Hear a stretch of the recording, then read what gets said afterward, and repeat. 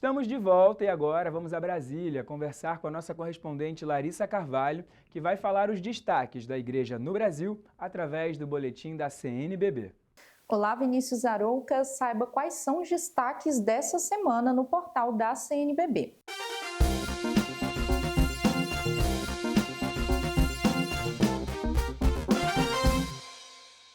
Em 2025, a campanha da Fraternidade aborda outra vez a temática ambiental, com o objetivo de promover em espírito quaresmal e em tempos de urgente crise socioambiental, um processo de conversão integral ouvindo o grito dos pobres e da terra. E o portal da CNBB divulgou a identidade visual da CF 2025, de autoria do designer e comunicólogo Paulo Augusto Cruz, de Brasília. O cartaz traz em destaque São Francisco de Assis e a cruz, o principal elemento de espiritualidade franciscana, de quaresma e sinal visível da identidade cristã. Vamos conferir um trecho de um vídeo no qual o autor explica os elementos da identidade visual da CF 2025. Bom, o cartaz da campanha da Fraternidade de 2025, que tem como tema Fraternidade e Ecologia Integral, foi inspirado em São Francisco de Assis, no Cântico das Criaturas, já que no ano de 2025 ele completa 800 anos. Então ali ao centro a gente tem a imagem de São Francisco de Assis, acima dele a cruz, que representa essa experiência quaresmal, a cruz que é um forte elemento na espiritualidade quaresmal e na espiritualidade franciscana. E São Francisco também teve uma experiência com o crucificado naquela igreja de São Damião, onde o próprio Cristo o chamava a reconstruir a igreja. E a quaresma é esse tempo de reconstrução.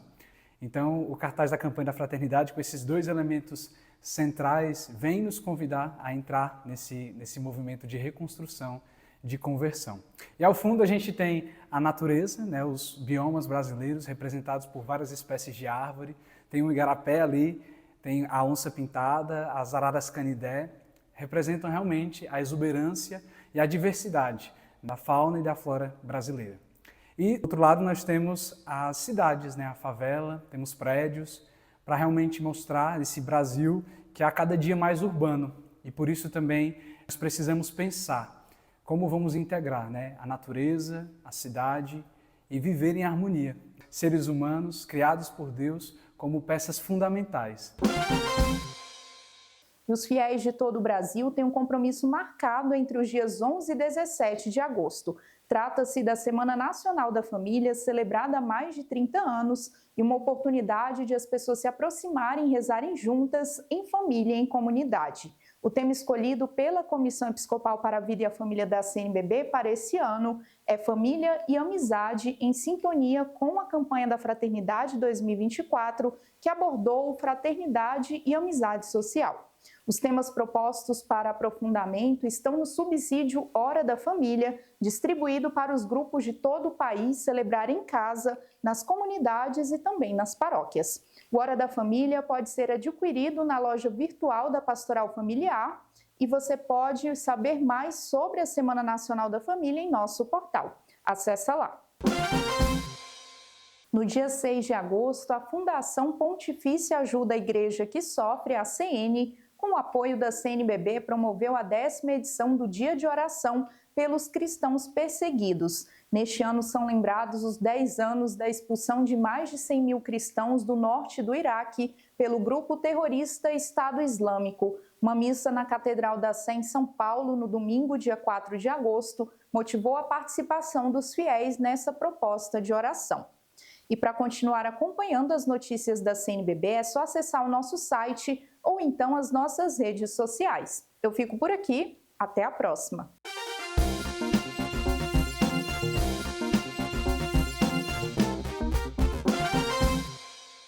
Muito obrigado, Larissa, e no próximo domingo nós estaremos de volta com todas as informações diretamente de Brasília.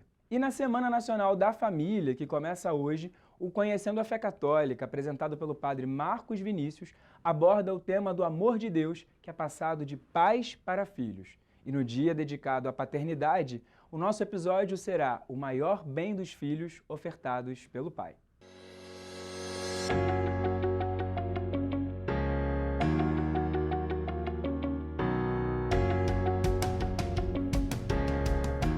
Olá, meus queridos irmãos e amigos do programa Conhecendo a Fé Católica. Estamos no mês de agosto, Dia dos Pais, uma saudação muito afetuosa e amiga a todos os pais que acompanham o nosso programa, mas também estamos iniciando a Semana Nacional da Família, assim celebrada em todas as igrejas do Brasil. Hoje o nosso tema será o maior bem ofertado pelos pais aos filhos. Pensemos, um dos maiores amores do mundo, claro, e sempre existem exceções, é o amor que os pais têm pelos filhos. Na verdade, sai-lhes das entranhas da alma um querer bem a seus filhos e todo pai e toda mãe sempre deseja o melhor para eles. Mas será se nós sabemos o que significa desejar o maior bem aos filhos? Muitos dirão, meus queridos amigos, que o maior bem é a saúde, porque evidentemente é o pressuposto básico de todos os outros bens. Tendo saúde, se supera tudo e também pode conseguir tudo. Outros poderão defender que o maior bem é uma educação lograda, é uma boa educação. Ou seja, quantas vezes nós escutamos pais que orgulhosos dizem: meus filhos possuem uma boa educação, estão muito bem preparados para a vida com uma preparação de excelência, que lhes permita ter uma segurança pessoal, uma segurança de nível material, até para a família que constituam. Mas volto a perguntar, será que isso é o maior bem? Ou melhor, será se este é o bem por excelência aos filhos? Tudo que acabamos de mencionar, meus queridos amigos, é excelente, sem dúvida alguma, mas não é o essencial. E em vários aspectos, nem sequer é o imprescindível. Por isso, nós precisamos, na Semana Nacional da Família, diante de Deus, nesse tempo em que celebramos a paternidade, pensar que muitas das vezes o essencial está sendo esquecido, desprezado, deixado de lado pelas famílias e, infelizmente, pelos pais. Meus caros, faltando o essencial, todas as coisas boas para os filhos ficam como materiais. Excelentes escolas, ótimas casas, grandes presentes, maravilhosas viagens, porém faltam alicerces de pilares sólidos. É bom lembrar aquele episódio em que Cristo disse da casa construída sobre a areia movediça. Quando caiu a chuva, ou seja, as dificuldades, as provações, ou quando vieram as enchentes, os momentos de crise, de tormenta familiar, profissional ou até social, quando os ventos sopram, a casa desaba. A ruína é grande. Mateus capítulo 7, versículo 27. Por isso, é muito importante nós nunca perdermos de vista qual é o verdadeiro bem do homem, o único bem imprescindível, porque assim todos os outros bens estarão sustentados e apoiados neste bem. E a resposta a essa questão é o próprio Senhor Jesus quem nos dá. Jesus perguntou: de que vale o homem ganhar o mundo inteiro se vier perder a sua alma? Ou o que poderá dar o homem em troca de sua alma? Está no Evangelho também de São Mateus, capítulo 16. Meus amigos, essas palavras devem brilhar como um farol em pleno século XXI que passa por tantos nevoeiros. Nenhum bem vale a pena se a alma estiver privada da vida com Deus, da verdade e da própria graça divina. Sem a graça divina, uma alma está morta. Então, as qualidades, os bens com B minúscula, podem passar como flores que têm o seu viço, mas ao longo de um tempo já fenecem. Por quê? Porque não deixaram impactada a visão, a experiência de beleza na vida daqueles que contemplaram e souberam valorizar o que é a beleza que não passa. Os pais devem pensar justamente nisso. Os pais cristãos devem compreender que Cristo, como caminho, verdade e vida, é um valor de eternidade feliz e é o sustento do bem maior para os seus filhos. Evidentemente que há uma diferença entre querer bem e querer o bem dos filhos. Logo, quando um bem ele não está autenticamente vinculado a Deus, esse bem ele impede que coisas maiores, coisas eternas e melhores se entrelacem na história da vida daqueles que darão continuidade aos valores de uma família.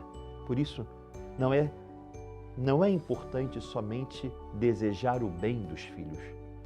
Não é importante apenas lutar por melhores coisas aos filhos.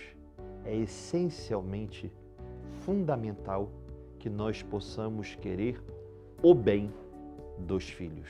E esse bem é Jesus de Nazaré, a sua verdade e a sua graça, porque família que reza unida, permanece unida. Deus nos abençoe.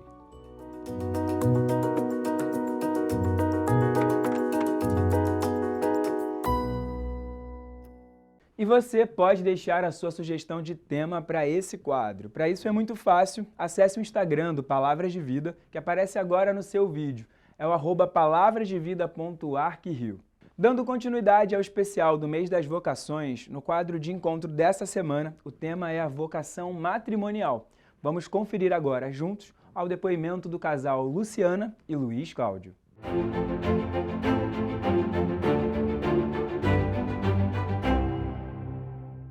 Olá, meus irmãos, minhas irmãs, eu sou Luiz Ribeiro, publicitário, empreendedor, casado com a Luciana. Olá, sou Luciana Vilar, professora, psicóloga.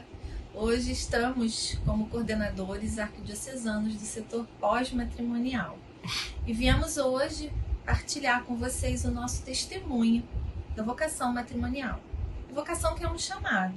Somos chamados a ser família, sermos igreja doméstica. E precisamos contar, sempre com o Espírito Santo para nos guiar. Porque quando assumimos o casamento, o matrimônio, não estamos mais sós. Cristo está conosco. Podemos e devemos contar com Ele para nos guiar ao longo da nossa vida. Há 20 anos nós somos casados, mas demoramos 5 anos para entender realmente qual era a regra de ouro do matrimônio. Tivemos alguns problemas no início do nosso casamento para poder termos filhos. E enquanto não entendemos a ordem daquilo que era necessário para a nossa vida matrimonial, Deus não nos deu essa permissão de termos os nossos filhos. Quando entendemos que Deus está em primeiro lugar, que segundo vem nosso amor conjugal, que depois em terceiro lugar vem os filhos, depois a casa e o nosso trabalho, nós não tínhamos a capacidade de sermos pais e por isso Deus nos preparou para essa vocação que é tão maravilhosa. E assim podemos compartilhar com vocês a alegria que temos hoje 2 filhos, a Luísa e a Daniel, que é a alegria da nossa vida. Isso. Viver a vocação matrimonial é um chamado assim como todas as outras vocações. E que ao discernirmos possamos realmente abraçar isso com o coração, com amor, porque a vocação matrimonial é para sempre. Que a família de Nazaré abençoe todos nós. Fique com Deus. Um grande abraço a todos. Até a próxima. Até a próxima.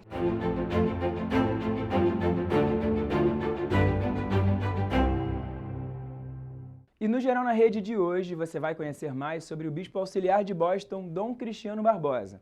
Ele é o 2º bispo mais jovem dos Estados Unidos e é brasileiro. O sacerdote visitou o Rio de Janeiro e deu uma entrevista onde falou sobre a missão que desempenha com as comunidades imigrantes. A reportagem é de Ana Carla Machado.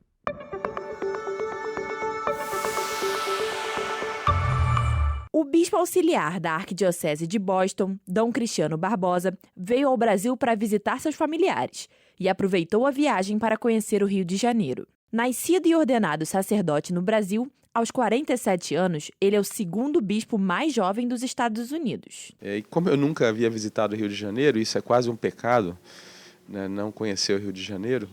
Os próprios americanos se assustam quando eu digo que nunca vim, e era um desejo conhecer também.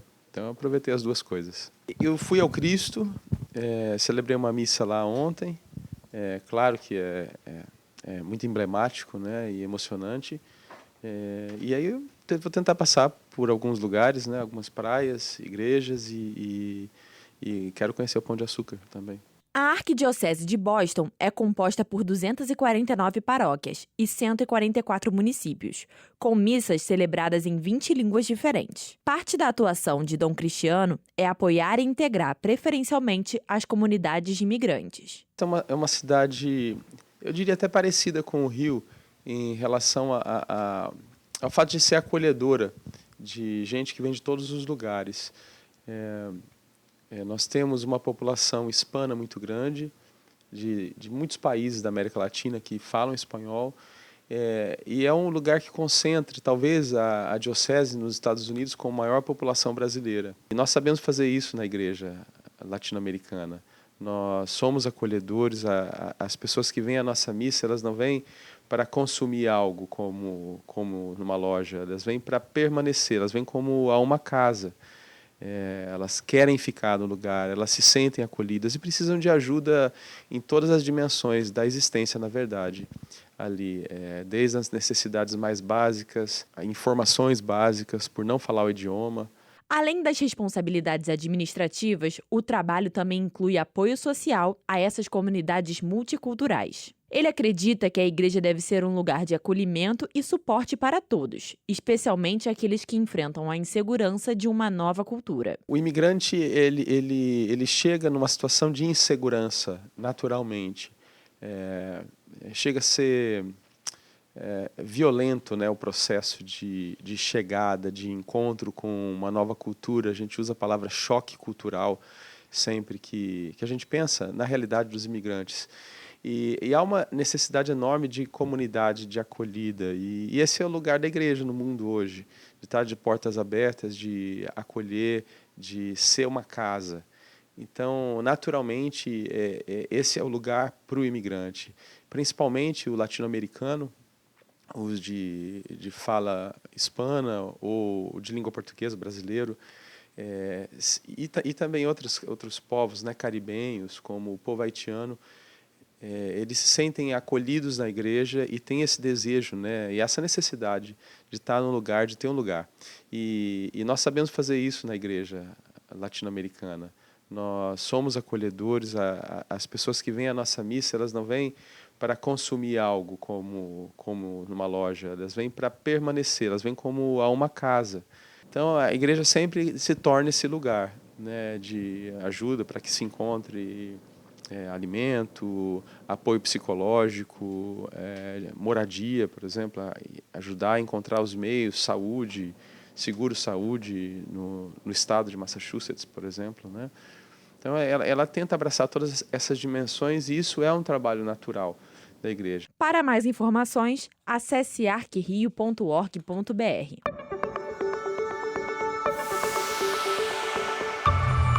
Bom, a gente vai para um rápido intervalo, mas fique por aí, porque no próximo bloco nós temos uma mensagem especial do nosso arcebispo, o cardeal Orani João Tempesta, e muita música no quadro Viva a Cultura. Eu espero você!